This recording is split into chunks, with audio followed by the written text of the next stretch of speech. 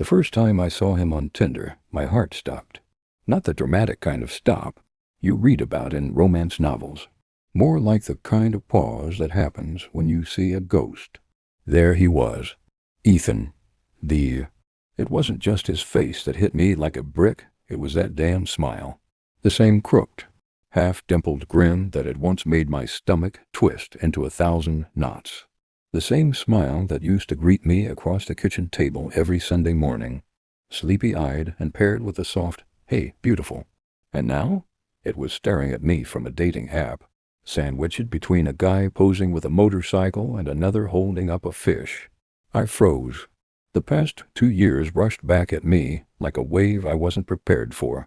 The last time I saw Ethan, I was standing in our apartment doorway, clutching a box of my belongings, trying not to let him see the tears streaking down my face. We hadn't spoken since that day. Not a text, not a birthday message, nothing. I thought I was over him. Clearly I wasn't. I took a shaky breath and read through his bio.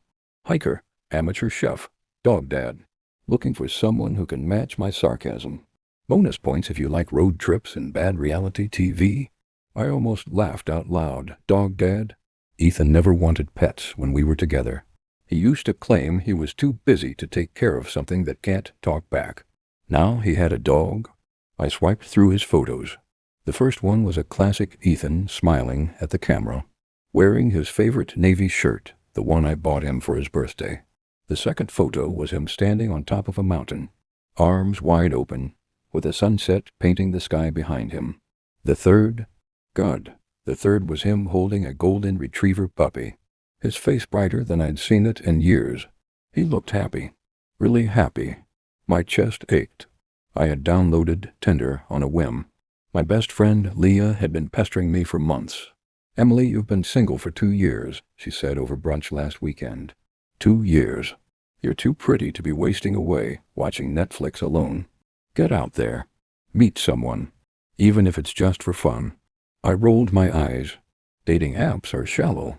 Swipe left, swipe right, like people are disposable. No, thanks. But later that night, loneliness got the better of me. I downloaded the app. At first it was kind of fun, in a mindless way. I swiped left on a dozen guys who either had weird, shirtless gym selfies, or bios that read like bad pickup lines. Then I matched with a guy named James who sent me an opening line so cheesy, I almost deleted the app right there. "Are you a magician? Because whenever I look at you, everyone else disappears." Ooh.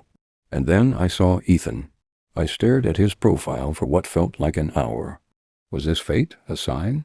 Or was it just the universe mocking me, dangling the ghost of my past in front of me like bait? I thought about all the reasons I shouldn't swipe right. We hadn't ended on good terms. He probably didn't even remember me. I had spent 2 years convincing myself I was better off without him. But curiosity gnawed at me. What if he did remember me? What if he swiped right, too? Just do it, I muttered to myself. My thumb hovered over the screen. My heart pounded so loudly I was sure my neighbors could hear it. Then, with a deep breath, I swiped right. The screen blinked and a notification popped up. It's a match. I dropped my phone onto the bed like it had burned me. Oh my God, oh my God. Of course I could have just closed the app and ignored it. Pretend it didn't happen. Move on with my life. But I didn't.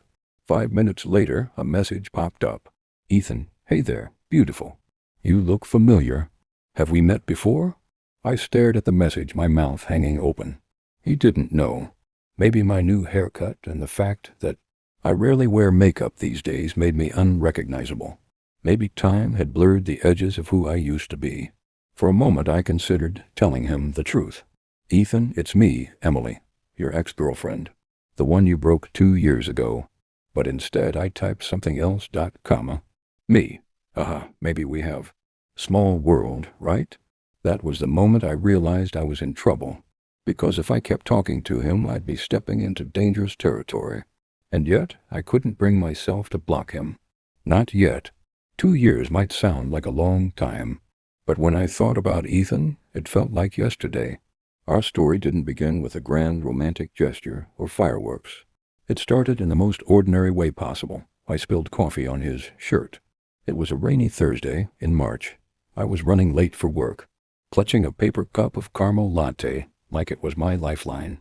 The line at the coffee shop had been painfully slow that morning, and by the time I rushed out the door, I was already mentally listing all the excuses I'd give my boss. I wasn't paying attention when I collided with someone. Hot coffee sloshed over the lid and onto his shirt. Oh my God. I'm so sorry. I gasped, panicked, comma. The man, Ethan, looked down at his now coffee-stained navy button-up and smiled. Well, this is one way to say hello. Something about the way he said it, with a calmness and humor that most people don't have at 8 a.m., made me laugh. I was mortified, but he waved it off. Don't worry about it, he said, pulling a napkin from his pocket like he'd done this before. Though I have to admit I'm going to smell like a Starbucks all day. I can pay for dry cleaning, I offered, already fumbling for my wallet. That's okay, but I might let you buy me another coffee sometime. And just like that, Ethan had slipped himself into my life. We exchanged numbers that morning. He texted me later that night. Ethan, so when are you buying me that coffee? We met at the same coffee shop a few days later, both of us laughing at the irony. He ordered a black coffee. I got my usual caramel latte. We sat at a corner table, and I remember thinking how easy it felt to talk to him. He had this magnetic energy, like he was fully present. Like whatever I said was the most interesting thing in the world. I told him about my job as a marketing assistant, how I'd moved to the city a year ago, and how I still couldn't parallel park to save my life. He told me about his job as a software developer, his love for hiking, and how his mom always sent him care packages of homemade cookies. By the end of that date, I was smiling so hard my cheeks hurt. We didn't mean to fall in love as fast as we did, but it happened anyway. Ethan was the kind of guy who made small moments feel significant. Late-night walks became adventures. Grocery store trips turned into ridiculous races down the aisles, trying to see who could find items faster. On Sunday mornings, we'd cook pancakes and dance, barefoot in the kitchen to whatever song was playing on the radio.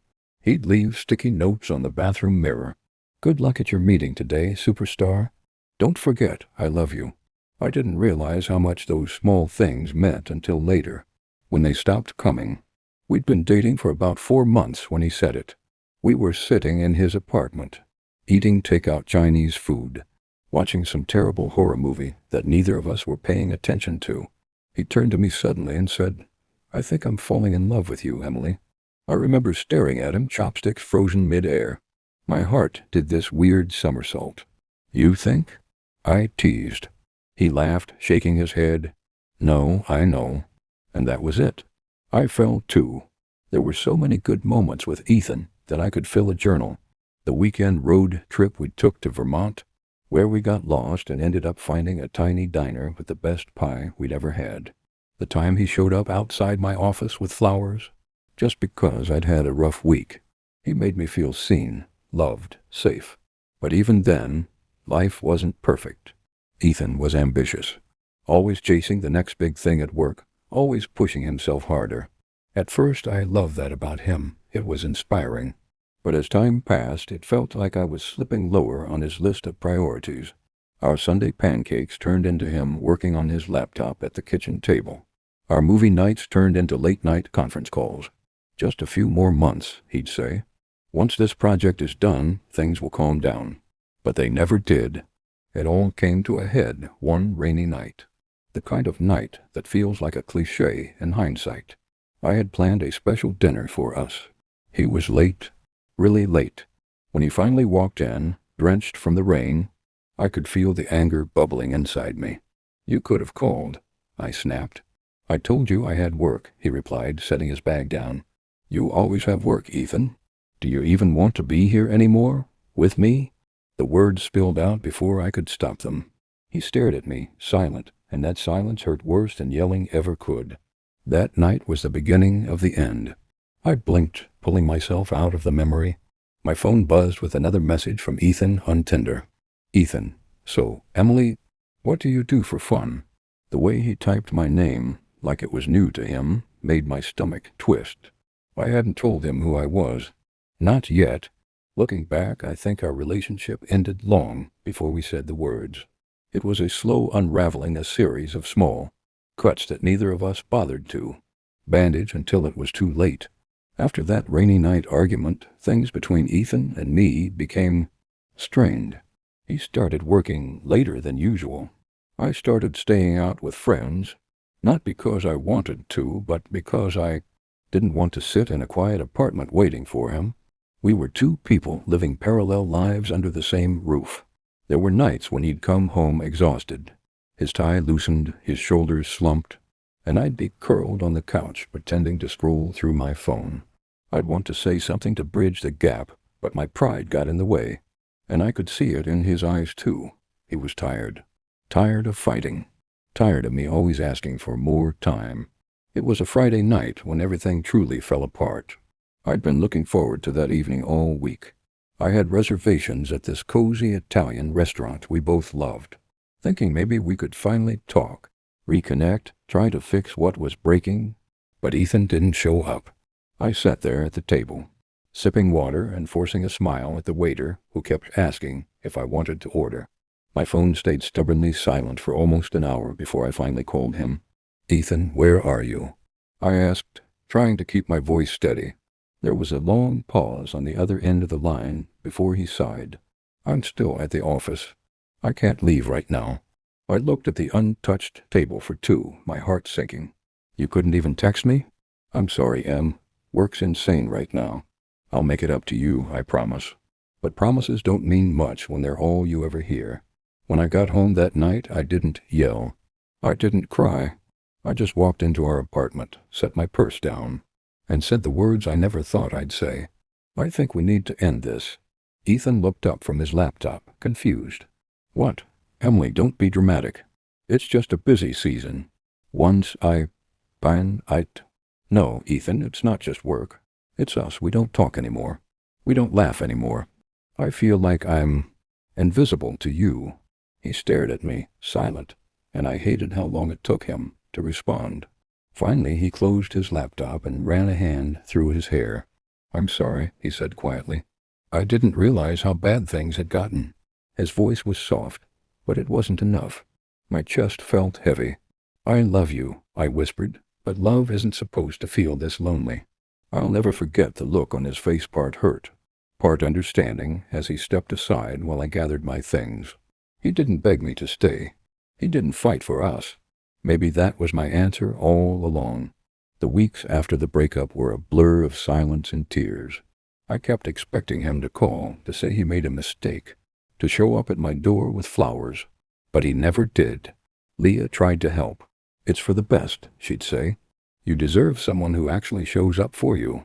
And maybe she was right. But my heart still ached for the man I met in that coffee shop. For months, I avoided places we used to go. I even blocked him on social media. Not because I hated him, but because I couldn't stand the thought of seeing him move on. And yet, 2 years later, here he was showing up on my Tinder screen like a ghost I hadn't exorcised. I glanced at his message again. "Ethan, so Emily, what do you do for fun?" My fingers hovered over the keyboard. I could tell him who I was. I could open old wounds. Or I could pretend to be someone else and see what would happen. I typed, "Me. I guess I'm a bit of a homebody. I love cooking and binge-watching terrible reality shows. What about you?" I hit send, and just like that, I had stepped back into the orbit of the man who once broke me. The first few days of talking to Ethan again felt surreal. It was like stepping into a time machine. But everything was slightly off. Like a dream where you recognize the place, but can't quite remember why you're there. "Ethan, I guess I'm a mix of outdoorsy and lazy. I'll hike a mountain one day and binge Netflix the next." I smirked at the screen. That was classic Ethan. "Me. What's your go-to show for binging?" "Ethan, don't laugh, but I'm re-watching The Office for the millionth time. Jim and Pam are basically relationship goals." I laughed out loud. We used to watch The Office together all the time. I remember him nudging me during certain episodes and saying, "You're totally Pam." Talking to him was dangerously easy. We slipped into a rhythm. trading jokes and sarcastic remarks like no time had passed. Every time my phone buzzed, I found myself smiling in a way I hadn't in a long time. Ethan, so Emily, what's your ideal Saturday? I hesitated. Part of me wanted to say, sleeping in late, making pancakes with you, and watching reruns until noon. But instead I typed, me, cooking breakfast, a little shopping, maybe a movie. What about you? Ethan, these days, hiking in the morning, grabbing takeout, and pretending I'm not going to fall asleep during whatever movie I pick. I tilted my head, reading his message. He had changed, but not completely. He was still Ethan funny, slightly self-deprecating, charming without trying too hard. Tell me about this dog you're a dad to, I wrote one night. Ethan, her name's Daisy, golden retriever.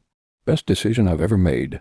I smiled at the photo. He sent a golden-furred puppy with floppy ears, sprawled across his couch.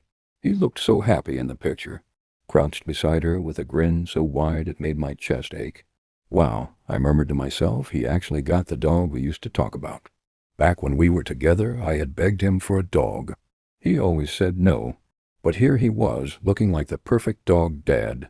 The more we talked, the harder it became to maintain the facade. I couldn't tell him who I really was, not yet. So I started weaving little lies. Ethan, so, Emily, what's your favorite restaurant in the city? I hesitated. My first thought was that cozy Italian place, where we used to celebrate our anniversaries. Instead, I wrote, me. I'm more of a sushi girl, honestly, which wasn't even true. I barely liked sushi. Each time I dodged a question that could give me away, I felt a pang of guilt. But I couldn't stop. I wanted to see how he felt about me, about this new version of me without the baggage of our past. One evening, we ended up texting until 2 a.m. Ethan, you're easy to talk to, you know that? It feels natural. I swallowed hard, staring at the screen. It was the kind of thing he used to say to me back when we were still happy. Me, I could say the same. Then he asked a question I wasn't ready for. Ethan, have you ever been in love? I froze. How could I answer that when the man who broke my heart was the one asking? Me, yeah, once. It didn't end well. Ethan, same. She was amazing. But I screwed it up. I think about her sometimes. My breath caught in my throat. Was he talking about me? I almost told him the truth that night. My fingers hovered over the keyboard. Ethan, it's me. I'm the girl you're talking about. But fear stopped me. What if he didn't care anymore? What if he had moved on and was just being polite? So I changed the subject. A week later, he asked me out. Ethan, we've been talking for a while now. Want to grab a coffee sometime? I know this great little cafe downtown. My stomach flipped. Of all places, he chose a cafe the same setting where our story began. Me, sure. When? Ethan, this Saturday? 10 a.m. I typed back a quick, sounds good, but my heart was racing. When I told Leah what was happening, she nearly choked on her iced latte. Emily, you matched with your ex on Tinder, and he doesn't even know it's you? Exactly, I groaned. And now he wants to meet up. She leaned across the table, eyes wide. So? Are you going to tell him before, or are you just going to show up like surprise? It's me, the girl you ghosted 2 years ago? I rolled my eyes. He didn't ghost me. We just ended badly. Whatever, she said, waving her hand. This is either going to end in a cute, second-chance romance, or a total disaster. Please record his face when he sees you. The days leading up to Saturday were torture. I kept replaying the moment in my head. How he would react when he saw me sitting there, waiting for him. Would he be happy? Shocked? Angry? Part of me wanted to cancel, to just leave things as they were, safe and simple, behind a screen. But another part of me, the part that still wondered, what if, needed closure. Saturday morning arrived faster than I expected. By 9:30 a.m., I was standing in front of my mirror, holding up outfit after outfit like my entire future depended on what I wore. Too casual? I muttered, pulling off the third sweater of the morning.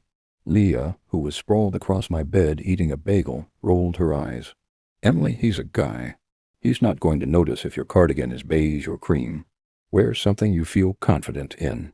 I ended up settling on a white blouse, a pair of fitted jeans, and ankle boots.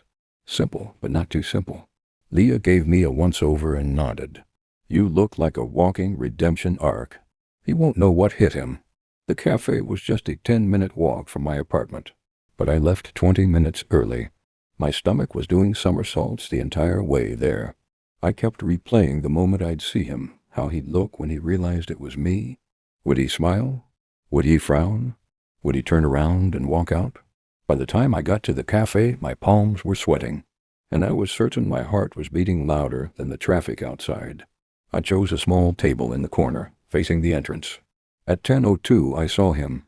Ethan walked in wearing a gray hoodie layered under a black jacket, jeans, and that same easy confidence he always carried. His hair was a little shorter than I remembered, and his beard was trimmed neatly.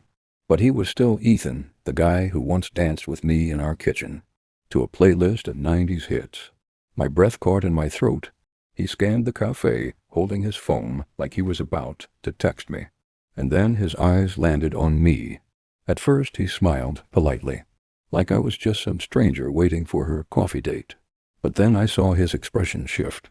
His brows furrowed, and I could practically see the gears turning in his head. "Emily?"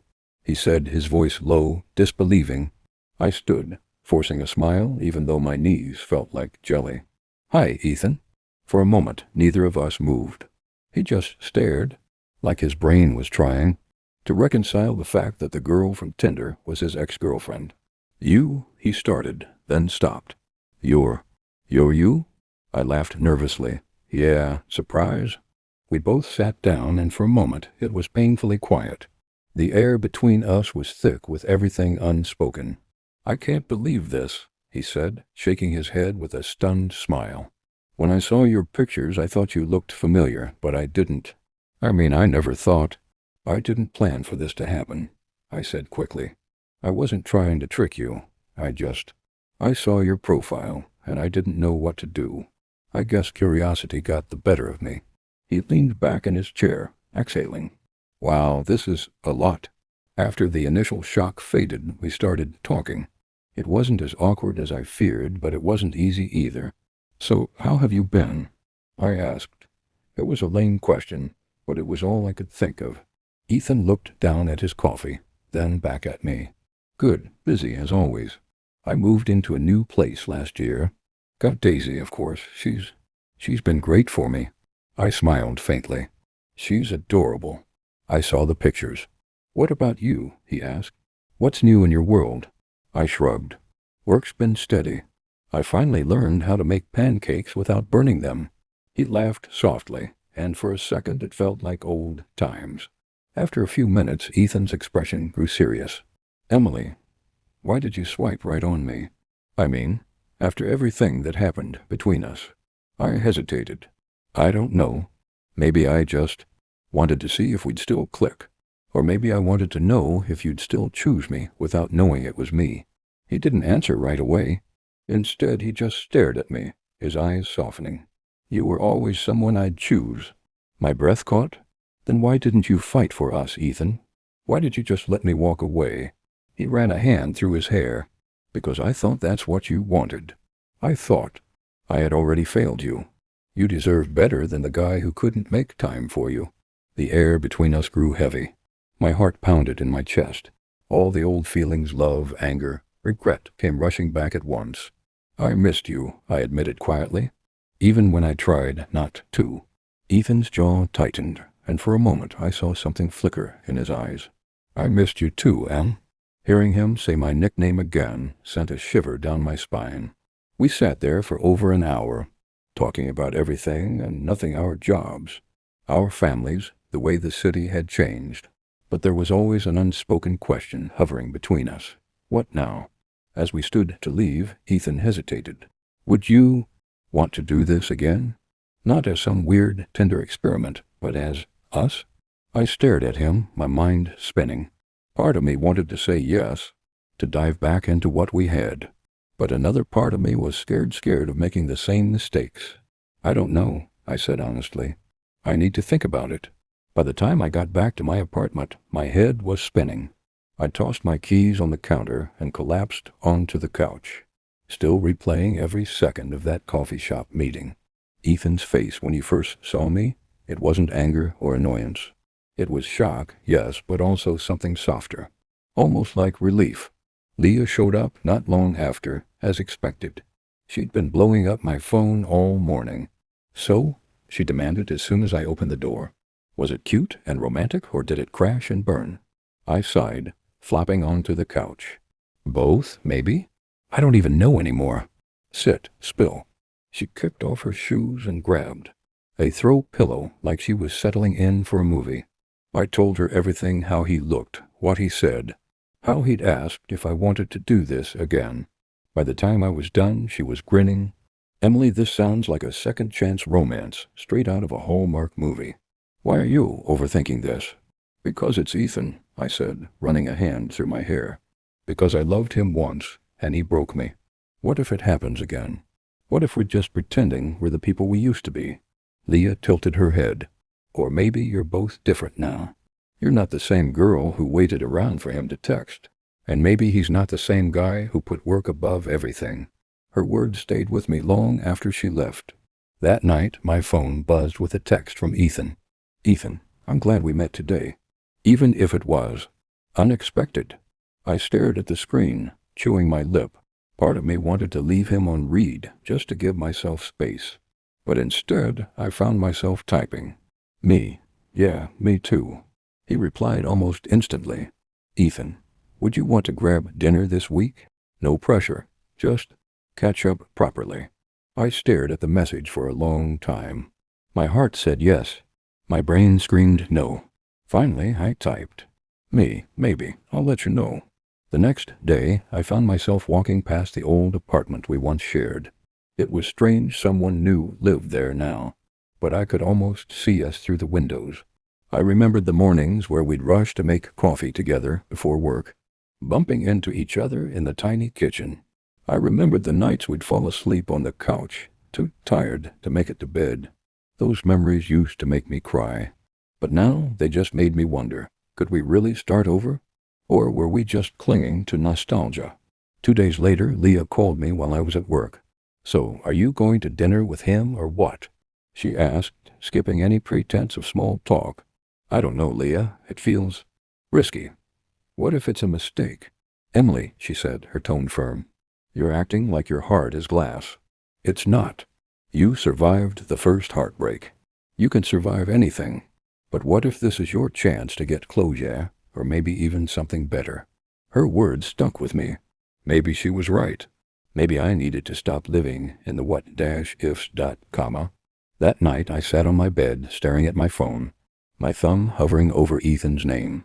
Finally I typed, "Me, dinner sounds good. Friday?" His reply came within seconds. "Ethan, Friday works. There's this new Italian place I think you'll love." A small smile tugged at my lips. Italian, of course. The night before our dinner, I barely slept. I kept going back and forth in my head. Was this really a good idea? Or was I just setting myself up for round 2 of heartbreak? I ended up journaling for the first time in months, trying to get my thoughts in order. Pro, we had history. Real, deep history. Pro, he seemed different, now more grounded, less caught up in work. Con, old wounds don't always heal just because you want them to. Con, what if we're only romanticizing the past? But as I closed my journal, one truth stood out above all the doubts. I still cared about him. Friday afternoon, a few hours before our dinner, Ethan called me. Not texted dash, called dot, comma. "Hey," he said, his voice warm and familiar. "I just wanted to say, I'm glad you said yes. I've been thinking about you a lot these past few days." I bit my lip, my heart doing that fluttery thing it used to do whenever he said something sweet. "Yeah, me too." There was a pause, and then he added softly, "No matter what happens, I'm glad we found our way back, even just to talk." By the time I hung up, my nerves had settled a little. Not completely, but enough. I didn't know what would happen next. Maybe this dinner would end with a warm hug and a friendly goodbye. Maybe it would spark something new. All I knew was that I wasn't running anymore. By the time Friday night rolled around, I had changed my outfit at least 5 times. Leah was on FaceTime, giving me unsolicited but much-needed commentary from her couch. "Emily, go with the black dress," she said, sipping wine. "It's elegant, and if this turns into a makeup moment, trust me, black is forgiving." "Leah," I groaned, but I wore the black dress anyway. It was simple yet flattering, paired with gold earrings and nude heels. I stared at myself in the mirror, heart thumping. Was I really doing this? Ethan was already waiting outside the Italian restaurant when I arrived. He looked good. Too good. His navy button-up fit perfectly, and his sleeves were rolled to his elbows in that casual way that made my stomach flip. When he saw me, his face lit up. "Wow, you look amazing." "Thanks," I said, trying to sound casual, though my voice wavered slightly. We walked inside together, and I felt a wave of nostalgia hit me. Italian restaurants had always been our thing. He used to say that you can tell everything about a couple by how they share a plate of pasta. The waiter seated us at a cozy corner table. Ethan ordered a bottle of red wine, and we started with bruschetta. For the first 20 minutes, we danced around the heavy stuff. We talked about work, hobbies, Daisy, who he proudly showed me a dozen pictures of, and even which TV shows we were currently obsessed with. But then, somewhere between the salad and the main course, Ethan's tone shifted. He leaned forward, resting his elbows on the table. "Emily, can I ask you something?" My heart skipped. "Sure." "When you swiped right on me, what were you hoping would happen? Were you just curious, or—" I hesitated, swirling the wine in my glass. "Honestly? I don't know. Part of me just wanted to see if you'd still recognize me, even if it was just through texts. Another part of me, maybe I just wanted to know if we still had something, or if it was all in my head." Ethan's eyes softened. "It wasn't all in your head. You know that, right? What we had, it was real. It still is, in some ways." He let out a deep breath. "Emily, I need to say something I should have said a long time ago. I'm sorry. I'm sorry. For everything, for putting work above us, for not being the guy you needed me to be. I thought I was doing the right thing by focusing on my career, but I see now how much I hurt you." My chest tightened, hearing those words from him, words I'd longed to hear 2 years ago, was both comforting and painful. "I know," I said quietly, "and I'm sorry too. I wasn't perfect. I could have communicated better instead of just walking away when things got hard." The conversation got lighter again after that. Maybe it was the wine, or maybe it was the fact that we'd finally said the things we'd been holding in. But I felt the tension between us ease. At one point he made a joke about how terrible I used to be at parallel parking, and I laughed so hard I nearly spilled my drink. It felt like old times, like the version of us that existed before the fights and the silence. After dinner, we decided to take a walk. The night was cool, the city buzzing softly around us. We strolled down the quiet street, our shoulders brushing every now and then. "You know," Ethan said, glancing at me, "this feels right, being here with you." I looked up at him, my heart thudding. "Yeah, it does." We stopped under a streetlight, and for a moment everything went still. He looked at me with that familiar intensity, the kind that always made me feel like I was the only person in the world. "Can I?" He hesitated. "Can I kiss you?" I should have thought about it. I should have said no just to protect my heart. But instead I nodded. The kiss was soft, tentative at first, like we were both testing the waters. But then it deepened, and I felt all the old emotions flooding back, every memory, every piece of the love we'd shared. When we finally pulled away, my breath caught. "Ethan," he smiled, brushing a strand of hair from my face. "I've missed you more than I can say." When he walked me to my apartment, we didn't make promises. We didn't label anything. He just hugged me tightly, his chin resting on my hair, and said, "Let's take this one step at a time. No pressure, no rushing. Just us." And for the first time in years, I felt like maybe that was enough. The next morning, I woke up with Ethan's kiss still lingering in my mind. It wasn't just the kiss itself, it was everything it carried: memories, regret, hope. I stared at the ceiling for a while, wondering if I was about to make the biggest mistake of my life. or the best decision I'd ever make. Leah, of course, wanted a full debrief the second I texted her. "So?" she asked when I answered her call. "Was it awkward? Did you kiss? Did you cry? Do I need popcorn for this?" I sighed, curling up on my couch. "We kissed." There was a pause, followed by a shriek that nearly burst my eardrum. "You kissed your ex?" "Emily, this is either a rom-com miracle or a complete disaster waiting to happen." "Which is it?" "I don't know yet," I admitted. "It felt right. But I don't know if we're just falling back into something because it's familiar." Leah hummed thoughtfully. "Listen, you don't have to decide right now if you're going to marry him. Just figure out if you still like the guy enough for a second date." Later that afternoon, my phone buzzed. "Ethan, hope you're not overthinking last night." I laughed out loud. Was I that predictable? Me, maybe just a little. "Ethan, well, don't. I had a great time. Can I see you again?" "Dinner's on me this time." I hesitated for about half a second before replying. Me. "Okay. When?" "Ethan, tomorrow?" It was quick, but my heart said yes. Our second date was less nerve-wracking than the first. We grabbed takeout sushi, his pick, which was funny since I barely liked sushi, and ate it on the hood of his car at a scenic overlook.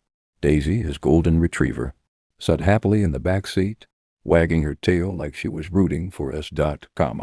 "You've changed," I said as I picked at a California roll. "Good changed or bad changed?" he asked, leaning against the car. "Good," I admitted. "You're calmer. Lighter, maybe?" He chuckled. "I burned out, Emily, after you left. I threw myself into work even harder, thinking success would fill the hole you left. But it didn't. It just made me realize what I'd lost." I looked at him, surprised by his honesty. "And what did you figure out?" "That I'd rather have late-night pancake fights with you than any promotion." My chest tightened. It was everything I had once wanted to hear. But even as we laughed and reminisced, there was a voice in the back of my mind whispering, "Be careful. People don't just erase old patterns overnight. What if we fell back into the same trap? What if we hurt each other all over again?" Ethan must have sensed my hesitation because he reached for my hand. "Hey, I'm not asking for us to be who we were. I'm asking for a clean slate. No pressure, no past mistakes hanging over us. Just let's see what happens." The next few days we kept texting. It was different now, lighter, but deeper at the same time. He'd send me random photos of Daisy or the sunset from his office window. I'd send him memes or complain about the guy in my office who always microwaved fish. One night he called instead of texting. "I miss this," he said softly. "Miss what?" "Hearing your voice. Laughing with you. Just you." There was silence on the line, the kind that felt warm rather than awkward. And for the first time I realized I wasn't afraid of letting him in again. Of course, Leah wasn't going to let me fall in love again without grilling me first. "Emily, I'm not saying you shouldn't give him another shot. But just promise me you're thinking with your brain and not just your heart," she said one evening. "I am," I insisted. "I'm not blind to what happened before. But he's different, Leah. And I'm different too." She sighed. "Fine. But if he hurts you again, I'm sending him a strongly worded email." And a glitter bomb.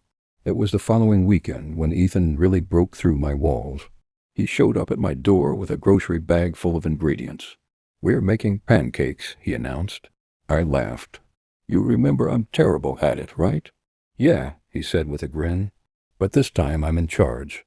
We spent the evening cooking in my tiny kitchen, laughing when I accidentally flipped a pancake onto the floor. Daisy trotted around, happily scooping up the evidence. By the end of the night, I realized something. I wasn't just falling for him again. I was falling for who we were now.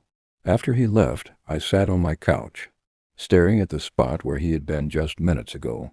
My heart felt lighter, and the fear that had been gnawing at me started to fade. I picked up my phone and typed a message. "Me. Okay, I'm in. Let's give this another try." His reply came instantly. "Ethan, you just made me the happiest guy in the world." Saying yes to Ethan felt like stepping off a ledge, not knowing if I'd land safely or fall flat on my face. But instead of fear, I felt a strange sense of calm. It wasn't like before where I was clinging to him, desperate for his attention. This time I was choosing him because I wanted to, not because I needed to. The weekend after I told him I was in, Ethan planned something simple but perfect. "Let's just spend the day together," he said. "No phones, no distractions, just us." We started at the farmer's market downtown. He walked beside me, holding Daisy's leash, making small jokes about how every booth was either selling overpriced honey or weird candles. I found myself laughing, really laughing, like I hadn't in a long time. Later, we grabbed coffee and sat on a bench under a big oak tree. It felt easy, like the universe had quietly hit reset on our story. "You know," Ethan said, sipping his latte, "I was terrified you wouldn't give me another chance." I tilted my head at him. "Why?" "Because I know I messed up before." I kept thinking, what kind of woman swipes right on the guy who broke her heart? I smiled, the kind who wants to see if people can change. That night, we sat on my couch, the TV muted in the background. I decided it was time to set some rules. "If we're going to try this again," I said, "we can't pretend nothing happened. We need to be honest about what went wrong." Ethan nodded. "You're right. I was always on my phone, always working, and I didn't make time for you. That stops now, and I need to communicate better," I admitted. "I used to just shut down instead of telling you how I felt." He reached over and took my hand. "Then let's promise to be better. Not perfect, just better." Over the next few weeks, I noticed the small changes that made me believe him. Ethan would leave work early, just to bring me my favorite iced coffee. He'd send good morning texts, not because I needed them, but because he wanted to. We even started taking Daisy on evening walks together, something that quickly became our favorite routine. One night we sat on a park bench watching Daisy chase squirrels, and he turned to me with this soft smile. "You know, I didn't think I'd get a second chance to love you like this." I looked at him, feeling my heart swell. "Well, don't blow it." He laughed, not planning to. Of course, it wasn't all perfect. A month in, we had our first argument over something as silly as weekend plans. He wanted to go hiking, and I wanted a lazy Saturday at home. "Emily, you can't just cancel last minute," he said, his tone sharper than usual. "And you can't just assume I want to spend every Saturday climbing rocks." I shot back. We both went quiet, staring at each other. But instead of letting it fester, Ethan sighed and sat down next to me. "Okay," he said. "I'm sorry. Let's compromise. We'll do a half-day hike, and then we'll binge-watch whatever reality show you want. Deal?" It was such a simple solution, but the fact that we both chose to meet halfway showed me just how far we'd come. We hadn't said it yet. The 3 words that used to come so easily felt heavy now, like they needed to be earned all over again. One night, we were sitting on his couch, Daisy snoring between us when he turned to me. "I never stopped loving you, you know," he said softly. I felt a lump form in my throat. "Even after I left?" "Especially after you left," he said. I realized too late what I'd lost. I swallowed hard, my chest aching. "I love you too, Ethan. I think I always have." He kissed me then, slow and deep, and it felt like sealing a promise. When Leah met Ethan again, she gave him the look. "You know the one, they hurt my friend again, and I'll end you, look." "So," she said, arms crossed, "you're the guy who broke her heart?" Ethan, to his credit, didn't flinch. "Yeah, and I'm also the guy who's going to spend the rest of his life making it up to her." Leah blinked, then smirked. "Okay, fine. I like him, but I'm still watching you." What surprised me most was how different we were this time around. We weren't trying to recreate the past. We were building something new. We'd learned from our mistakes, and it showed in the way we talked, the way we listened, the way we showed up for each other. One Sunday morning, as we made pancakes, without burning them this time, Ethan looked at me with that same boyish grin that first drew me in years ago. "You know," he said, "if we'd never broken up, I don't think we'd appreciate this as much as we do now." I smiled, flipping a pancake onto his plate. Maybe we just needed to find each other twice. By the end of that month, I knew. I wasn't just falling for Ethan again, I was falling for us. The version of us that had been forged by time, mistakes, and second chances. As we sat on his porch one evening, watching Daisy chase fireflies, he reached for my hand. "Emily," he said quietly, "this feels like the beginning of something better, doesn't it?" I squeezed his hand, smiling. "Yeah, it really does. The thing no one tells you about second chances is that they aren't just sweet, they're sacred.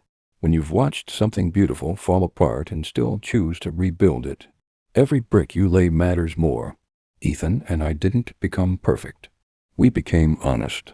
And for us, that made all the difference. A year passed faster than I could believe. We didn't rush to move in together or plan some dramatic engagement. We built slowly. Weekends together, grocery runs, lazy Sundays, random midweek sleepovers with Daisy curled at our feet like a furry chaperone. He never went back to working late nights. I never went back to shrinking myself. Instead, we learned how to be a team, two flawed people making it work. Not despite our history, but because of it. On the anniversary of the day we met for coffee, the Tinder but not really Tinder meet, Ethan asked if I wanted to go back to the same cafe.